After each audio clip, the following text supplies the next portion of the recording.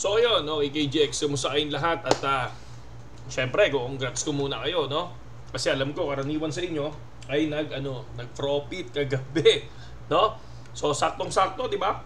Saktong-sakto yung ating TA, no? So shoutout dito sa kulay, sa tropa natin dito at ang birthday party, no? Shanghai. 'Di ba? Bago tayo pumunta sa natin, isang kurot muna ng Shanghai. Okay. 'Di ba sa mga birthday? Target lock agad 'yan, eh. Okay.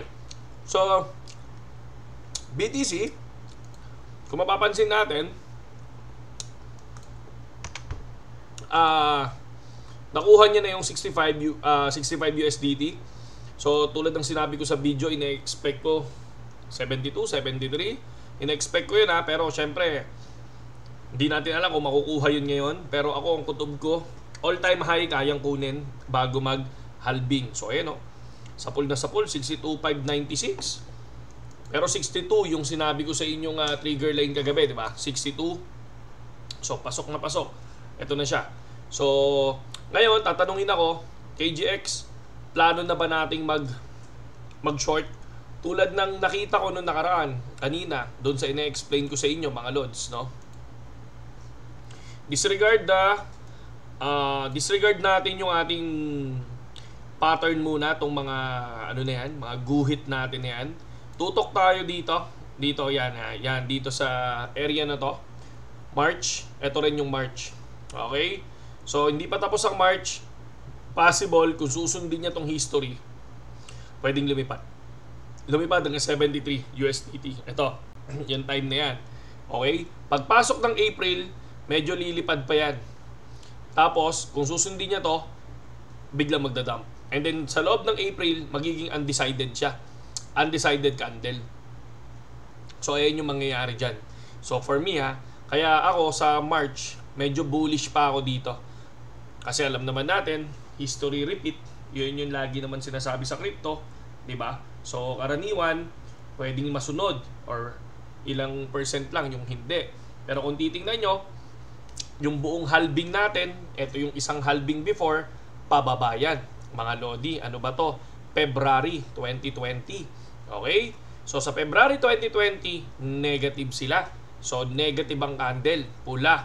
Pero dito ngayon, yung halving, positive candle. No? Ayan yung tinatawag na nag-drop before, pero ngayon positive ang candle.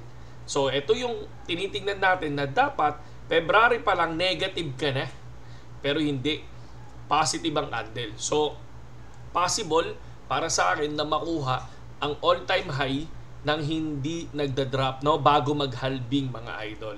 I think ako before halving siguro doon ako i-stop mag-trade, no?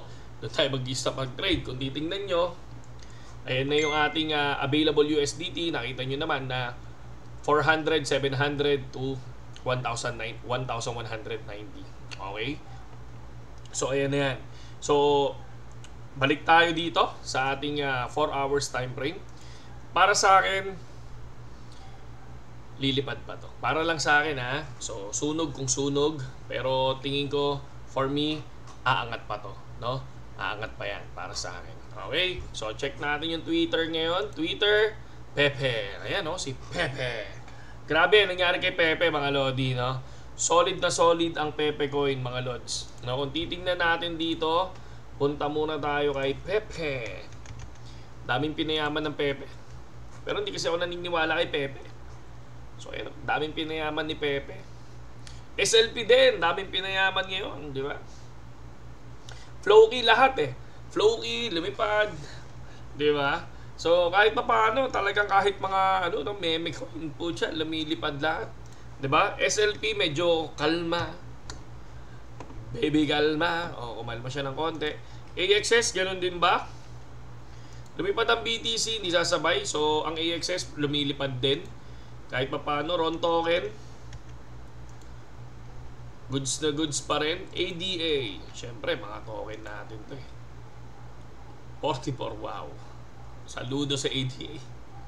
Lodi talaga yan. Dogecoin. Grabe Doge. Grabe ang Doge, mga Lodi. 9 pesos. Wow, Lodi, no? Lahat ng token natin yan. Siyempre, ang natitira sa atin is XRP. So, kaya lang, ako kasi talaga, nag-TP ka agad ako sa ibang token, alam niyo yun. Pero alam niyo din na bumili tayo niyan dati, di ba? Yung mga tunay na subscriber natin, alam niyo yan. At alam niyo din na nag-TP ako ng maaga. Okay? Pero ang XRP hindi. XRP hindi pa ako nag-TP. Kung sino pa ang pinagkakatiwalaan kong token, siya yung kulelat. So, ganyan talaga. Pero, napaka-importante talaga na dapat sa crypto 5 hanggang 10 yung token mo. Para at least kung may limit, katulad niya, lahat ng token ko ang hindi lumilipad pa ng mataas, XRP. Pero lahat ng binitawan kong token, nagsiliparan. Di ba? So, ganun talaga. So, kailangan, lesson learned. So, mag-ipon ng 10 token at huwag mag-focus sa isa. Okay? So, yun lang yung mapapayo ko sa inyo mga idol.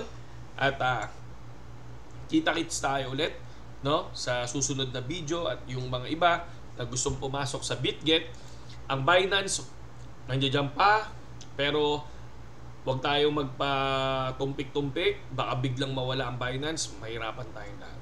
Okay? Kung gusto nyo pumasok sa BitGet, nandiyan yung link natin sa description.